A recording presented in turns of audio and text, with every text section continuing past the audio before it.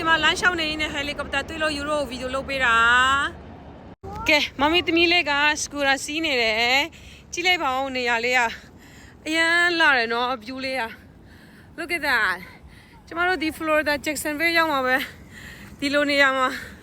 ဒီမှာ exercise လုပ်မဲ့အခွင့်ကိုတာတော့တယ်ကြည့်လိုက်ပါဦးနေရာလေးလာလိုက်တာဒီမှာကန်နာလမ်းမှာကျမတို့သမီးနှစ်ယောက် exercise လုပ်နေတာပြေးနေတာကျမကတော့ပြေးတယ်ပေါ့နော်ကျမသမီးလေးတော့စကူတာစီးတယ်ဒါလေးကရေကျနေတာဒီမှာကြည့်ဒါကဘာတူလေးလဲ Yeah you can touch it baby ဒီမှာရေလေးနဲ့နော်အရန်လာတယ်ဒီမှာကျမဟိုးဘက်ကနေပြေးလာတာဒီမှာဒီလိုပြေးလာတာ